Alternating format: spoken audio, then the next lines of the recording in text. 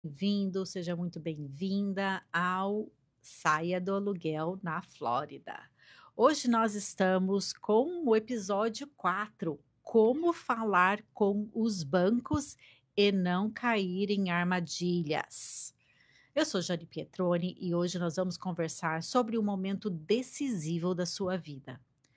Esse momento é onde você vai estar na jornada para comprar a sua casa aqui nos Estados Unidos e, idealmente, o mais rápido possível, não é verdade?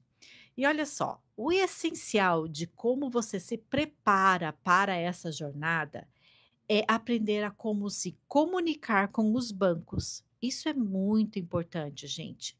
E é muito importante porque para você não cair em armadilhas comuns desse processo. Eu já escutei muitas pessoas a falar: "Ah, aconteceu isso no meu financiamento. Ah, eu comprei, mas eu tive que comprar porque já estava na hora do closing, mas não foi isso o combinado com o meu banco". Então, para que você não caia em armadilhas, gente, nós temos desde o início de quando você vai educação financeira, o seu planejamento para a sua compra, nós temos que sim saber o que perguntar, saber o que é importante você perguntar para o banco e para esse profissional, tá? Qual que é o momento certo de se falar com o banco, gente? Muita gente acha que o primeiro momento, quando você começa a procurar uma casa ou planeja em sair do aluguel, é sair por aí olhando casas. E só depois se qualificar com o banco. Gente, isso não é o jeito certo de fazer. Aliás, você tem que fazer o caminho inverso. O ideal é você primeiro falar com um banco, se qualificar, ver por quanto você pode se qualificar, qual que vai ser o valor da compra do seu imóvel. Aí então, quando você tem a sua carta de pré-qualificação nas mãos, você vai visitar as casas. E por quê? Por que que é assim? Porque você precisa saber realmente o quê? Primeiro, se você realmente pode financiar, se você é aceito, se eles vão te dar um financiamento. Às vezes você está achando que está tudo certo e na hora que eles vão lá puxar o teu crédito, você tem uma surpresa no seu crédito. Seu crédito foi clonado, o seu crédito está baixo, um cartão de crédito foi clonado. Isso aconteceu comigo, gente. O cartão de crédito meu foi clonado e de um mês para o outro, o meu crédito caiu para 540. Então, quer dizer, eu não conseguia qualificar em lugar nenhum. E por quê? Porque eu tive um cartão clonado. Então, o que que acontece? É muito importante, primeiro, você ver a sua qualificação financeira, você analisar, você ter alguém que olha, olhou, checou o seu crédito, checou isso, checou aquilo. Aí depois sim você está pronto a começar a explorar o mercado, a procurar casas, a falar com o corretor de imóveis. Aí sim você está pronto para isso. Então, por que que você precisa, tá? Saber se qualificar antes financeiramente, falar com o banco, que você tem que saber se realmente você pode ser qualificado para o empréstimo, sabe, pode financiar. Você também, nesse processo, vai saber qual o valor máximo que você pode gastar de financiamento, qual que é o valor máximo que você pode olhar de aprovação para essa casa e quais são todas as opções de financiamento reais que cabe com o seu cenário financeiro. Você pode aí explorar, eu vou dar 3%? Não, não vou dar 3%. Eu tenho condições de dar 20% vai ser melhor do que 3, porque eu não vou ter que pagar PMI se eu der 20% e eu tenho esse dinheiro, então eu vou dar 20%. Ou então você vai ter uma análise, ok, eu tenho mais de ah, 3% ou 5%, mas eu não chego até a 20%. O que que é melhor eu dar então? 3%? 5%? 10%? Aí o meu empréstimo é menor? Então, tudo isso é analisado quando você conversa com o profissional adequado. A gente chama esse profissional aqui de loan officer, mortgage broker, o cara do banco, tá? Então, quando alguém entra em contato comigo e fala assim: "Olha, eu quero comprar uma casa", eu sempre indico ele a voltar a dar o primeiro passo, se ele já não o deu. Qual que é o primeiro passo? Primeiramente, você tem que conversar com um banco, com um profissional adequado, com um profissional da área financeira, um loan officer, se pré-qualificar. Aí, uma vez que você está pré-qualificado, que você sabe a sua parte financeira, sim, aí bora lá, vamos olhar casas, ok? Então, para isso que você precisa se pré-qualificar, conversar com o banco antes de começar a procurar casas, tá? E você vai pensar assim: ok, tenho que conversar com o banco, mas que tipo de banco procurar? Você pode falar, olha só, com 3 tipos de instituições financeiras, eu vou explicar quais são elas, ok? Você pode falar com mortgage brokers, tá?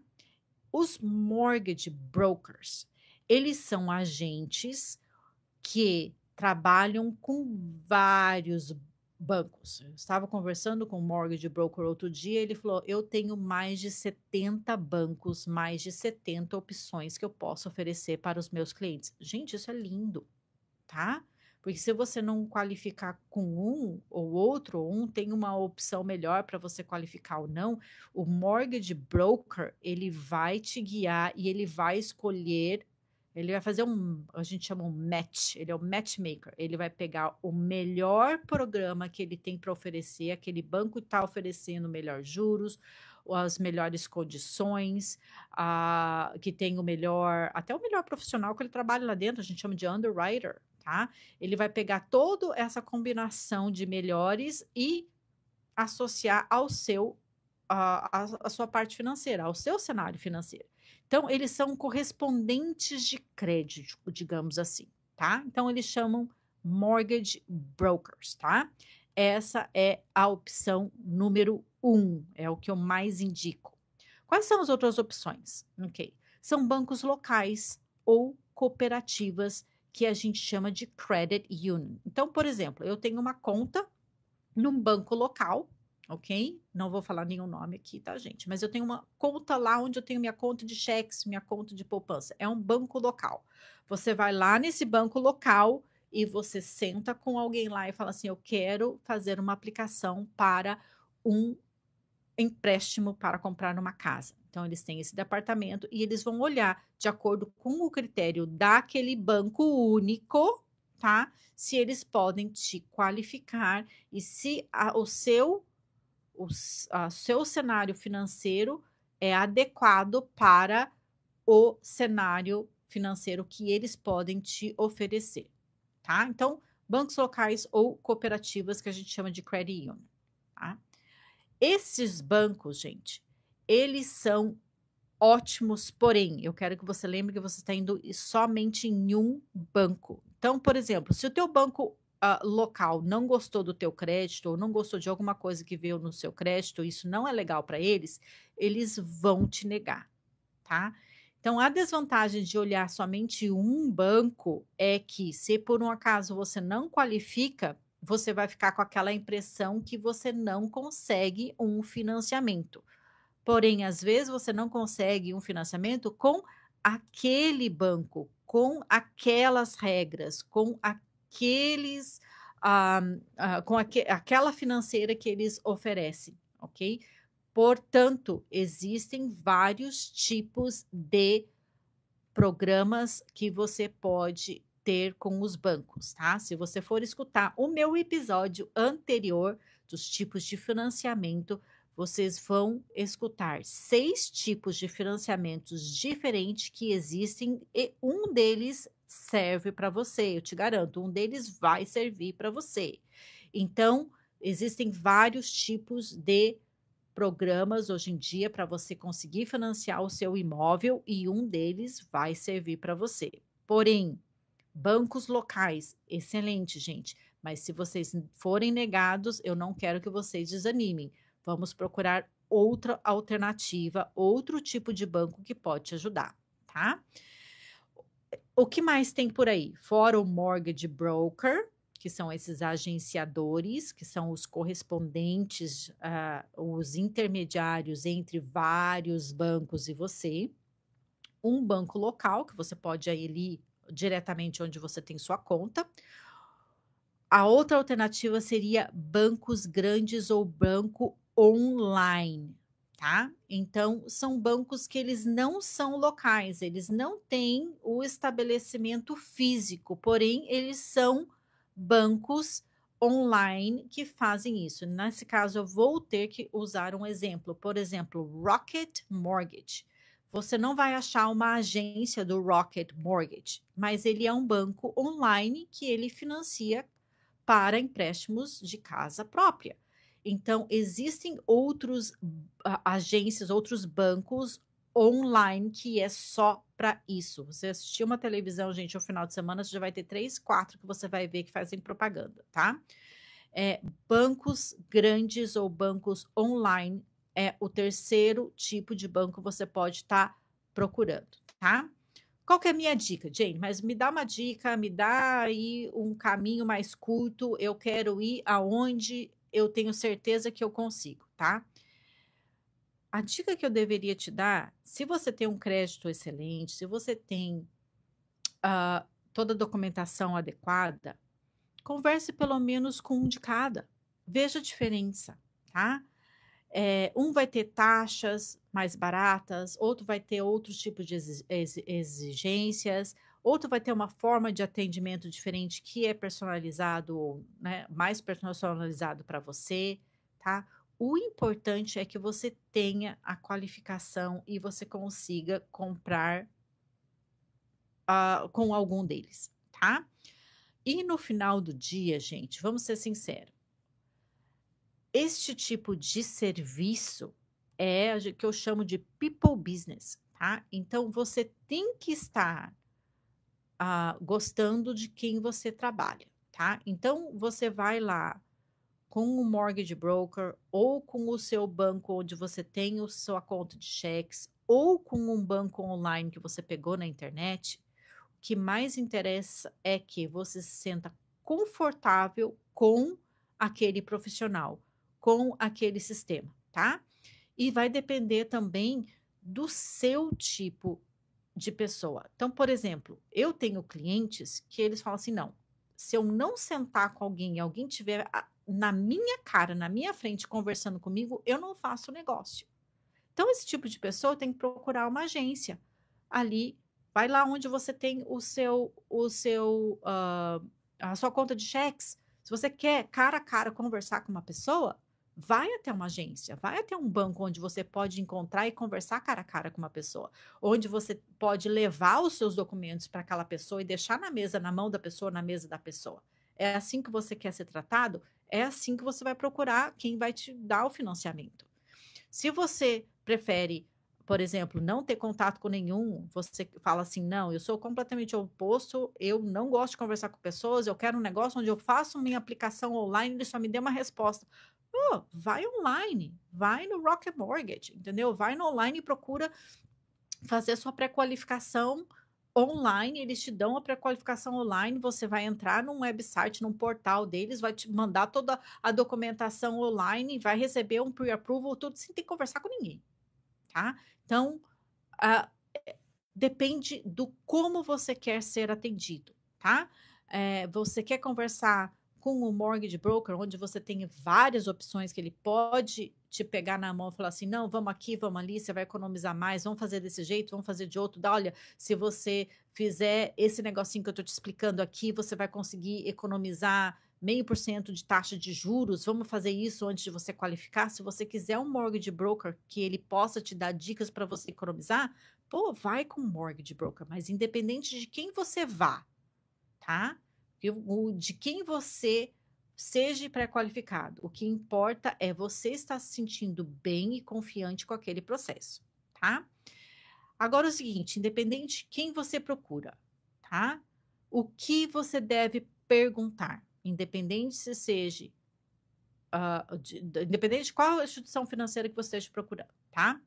Então vamos lá. Primeiro mito, tá? Ai, eu vou onde a taxa de juros for menor. Gente, isso é um mito, tá? Não vá focado só em taxa de juros. Não é isso que prevalece, ok? Não adianta você ter um profissional que te prometa uma taxa de juros X, mas o profissional não te atende o telefone, o profissional não te responde, o profissional te demora 2 dias para devolver um e-mail. É esse profissional que você quer só porque ele te prometeu uma taxa de juros mais baixa? Essa taxa de juros vai te sair cara. Se sair, se você terminar o processo com um profissional assim. Então, o que, que é mais importante?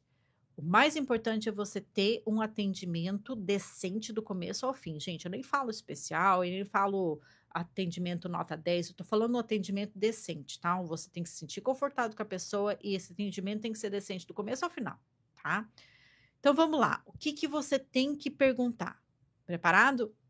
Você tem que perguntar quais são os custos de fechamento estimados. Isso é muito importante, porque varia de banco para banco, varia de instituição financeira.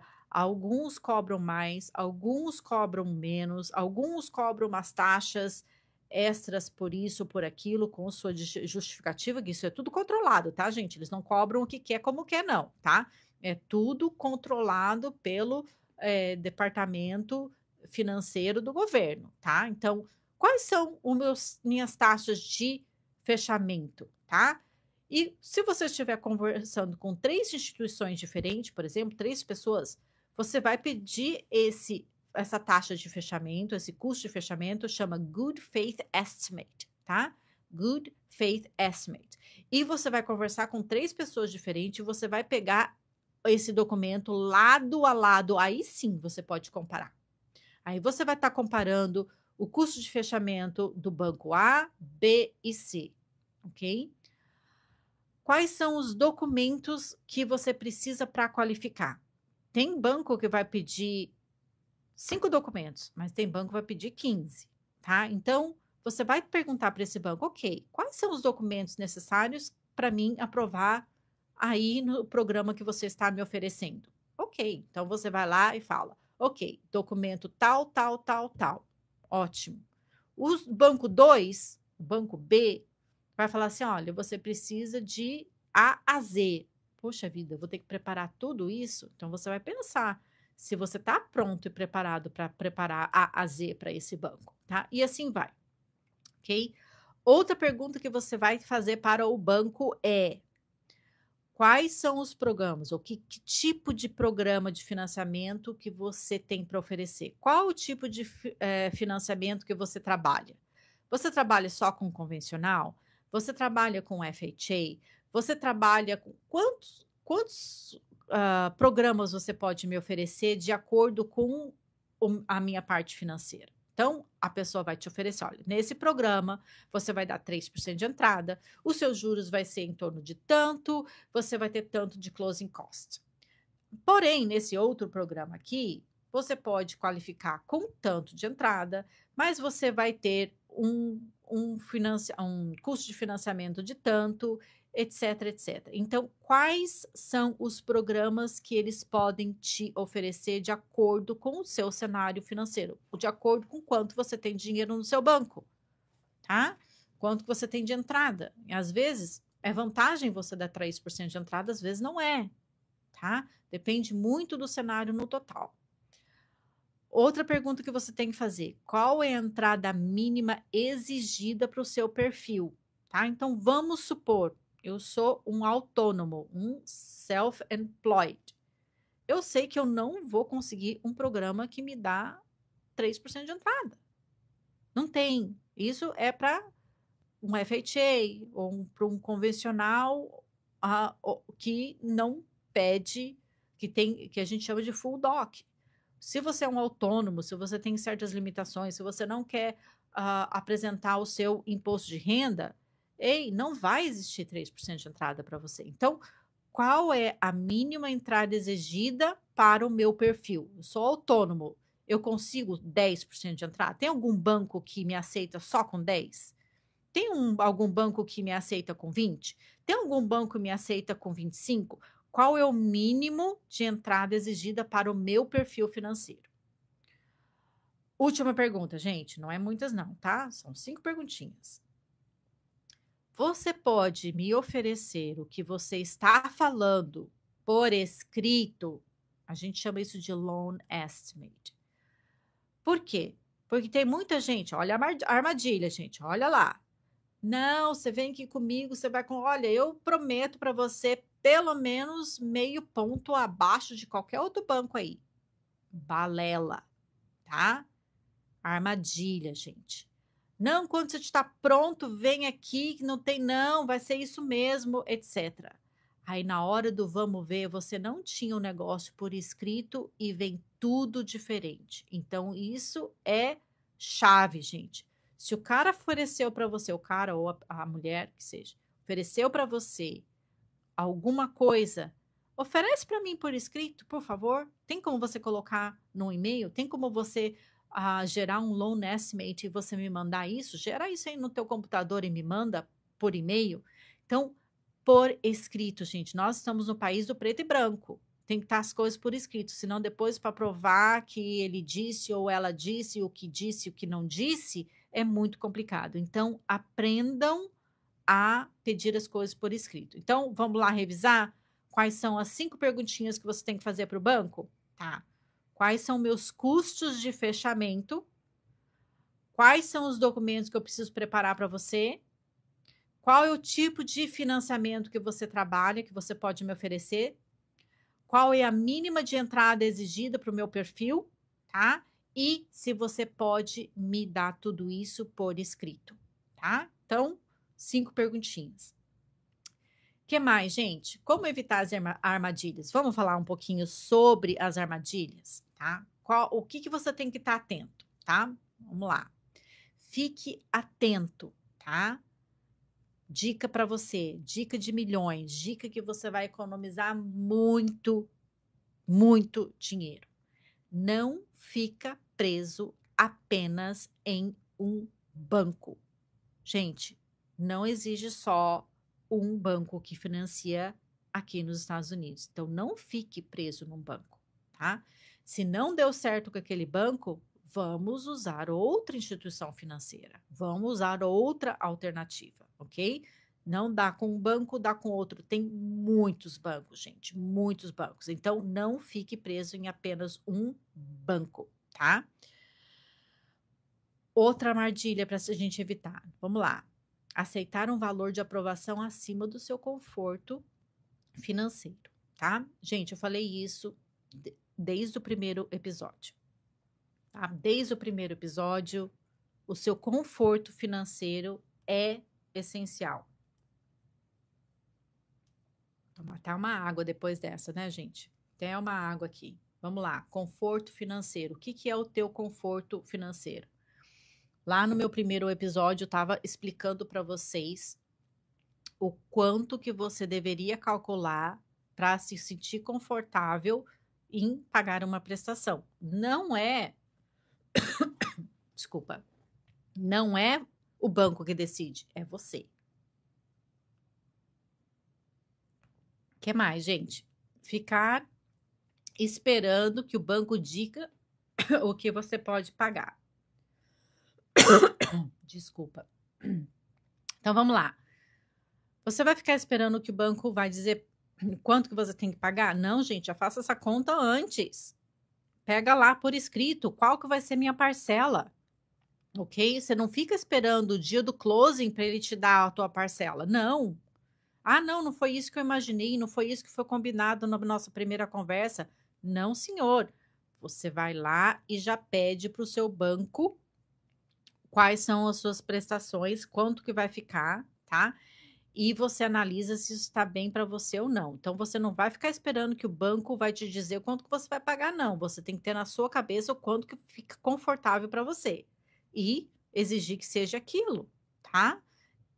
Como que você exige que seja aquilo? Ou, se não tá bom para você, se está muito caro, diminui o valor do teu imóvel, diminui o valor da sua compra, tá? O banco não faz milagre não, tá? Ah, não, só porque você é bonitinho, eu vou te dar um desconto, então, de juros de 0,5%? Não, gente, isso não existe. Você tem que saber desde o começo quanto que você fica confortável em pagar a sua prestação e aí sim você exige do banco, não é o banco que fala quanto que você tem que pagar, você que tem que ter isso na sua cabeça, tá? Outra armadilha, gente, evitar de enviar documentos picados porque atrasa o processo. Aí o cara que trabalha lá no banco começa a pedir documento de novo. Ah, mas o cara já pediu isso. É onde você se irrita, fica aborrecido, porque ele tá te pedindo documento de novo, porque você mandou o troço picado. Você mandou um negócio aqui, outro ali. Se ele te der uma lista de 5 coisas, junta essas 5 coisas e manda no e-mail só e fala: aqui nesse e-mail estou mandando meus bank statements, o meu imposto de renda, isso e aquilo. Enumera as coisas, confere os seus attachments, confere aquilo que você está mandando para o banco para não ter o diz que não diz, que mas eu já mandei, não, mas eu ainda preciso, tá? Outra dica que eu sempre dou para os meus clientes, quando você vai enviar uma coisa para o banco, eu sempre quero que você pense que o banco, ele é um computador, ok? E ele lê muitas coisas como se fosse um AI, tá? Então, por exemplo, você está mandando um extrato bancário. O teu extrato bancário tem 7 páginas. A última página está lá escrito lá, intentionally blank. Ela está vazia, não tem número nenhum, mas são 7 páginas. Se você mandar 6 páginas para o banco e o banco vê lá embaixo que é uma de 7, o que eles vão falar? Tá faltando, ele vai te pedir o teu extrato bancário de novo. Então você tem que pensar que é um computador que está lendo aquilo. Se o computador está lendo uma de 7, tem que ter 7 páginas, mesmo que uma delas esteja em branco. Então essa é a dica que vai te adiantar um monte, gente. Não, mas eu não mandei porque a página é em branco. Ok, você sabe disso, mas o banco não sabe, tá? Então, se é uma de 7, mande a 7. Vai adiantar muito o processo e evitar o banco de estar pedindo documento tudo de novo, tá? E a última armadilha, tá? Última coisa que eu quero que você evite essa armadilha, de fazer grandes movimentações financeiras sem consultar o banco. Eu tô aqui no processo de compra de casa, mas tinha o meu primo lá que estava me devendo um dinheiro e, graças a Deus, ele resolveu me pagar. Ele acabou de me dar esse dinheiro agora, eu estou depositando na minha conta. Gente, dinheiro sem procedência é um problema. Então, se por um acaso o teu primo estava te devendo um dinheiro e esse dinheiro sem procedência para o banco, quer dizer, o que é sem procedência? Não vem do seu trabalho. Se não vem do seu trabalho, não adianta, não vem com história que eu vou escrever uma cartinha explicando que foi o meu primo que estava me devendo dinheiro. Gente, não tem procedência. Você tem um contrato de empréstimo com o seu primo? Aposto que não. Então, se não tem uma procedência preto no branco, não tem procedência o dinheiro. Se não tem procedência o dinheiro, não deposite, porque vai dar problema na hora do seu financiamento. Então, qualquer tipo de movimentações financeiras grandes ou sem procedência, não deposite, gente, espera. Depois que você comprou sua casa, você deposita o dinheiro do seu primo no banco, que alguém estava te devendo alguma coisa. Então, presta muita atenção nas armadilhas, gente. Não siga as regras. O banco vai dar essa orientação para você. Não faça isso, não faça aquilo. Isso que é importante para que você consiga o seu financiamento sem maiores problemas, tá? Então, para finalizar, gente, depois que você tiver conversado com o banco, você tiver feito todas as suas perguntas essenciais, você vai receber a sua carta de pré-aprovação. E o que é essa carta de pré-aprovação?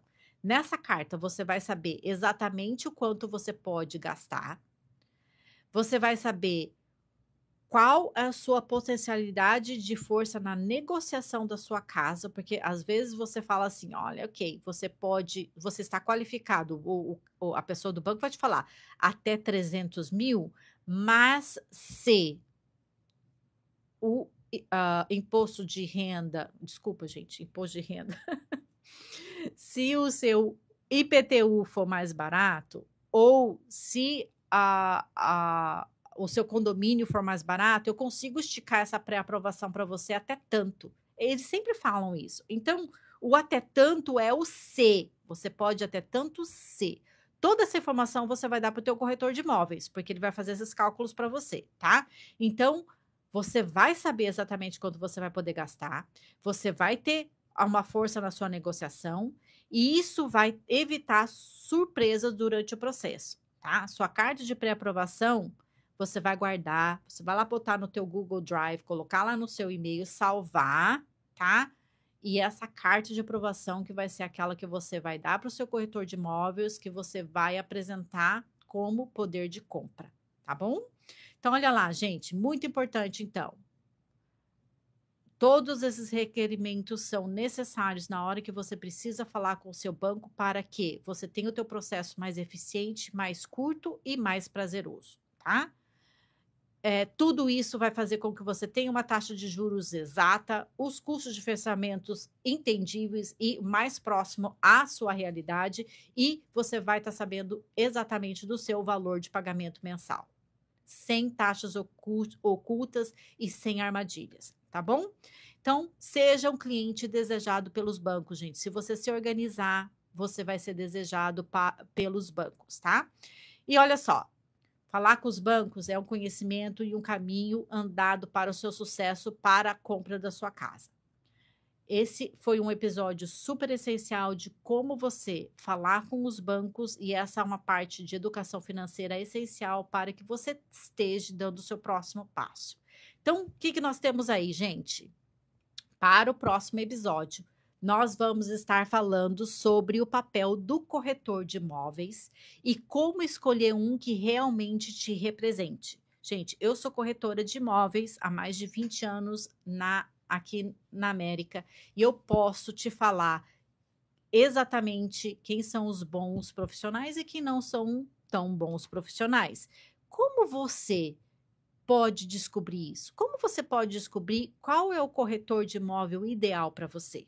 Então, vamos lá, gente. Próximo episódio eu vou estar falando como escolher o corretor de imóveis ideal para você. E lembre-se, todos os nossos episódios estão disponíveis no canal do YouTube da Rádio TV Reli e também no meu canal Jane Pietroni 9584. E como sempre, gente, o primeiro que me procurar depois desse episódio vai ganhar minha mentoria individual Saia do Aluguel gratuitamente. Então, primeiro que me procurar depois desse episódio, gente, você ganha minha mentoria 1 a 1 individual, onde eu vou explicar de A a Z como você vai sair de onde você está agora no aluguel e comprar a sua primeira casa. E até lá, gente, seja muito feliz, com muito planejamento e muita tranquilidade.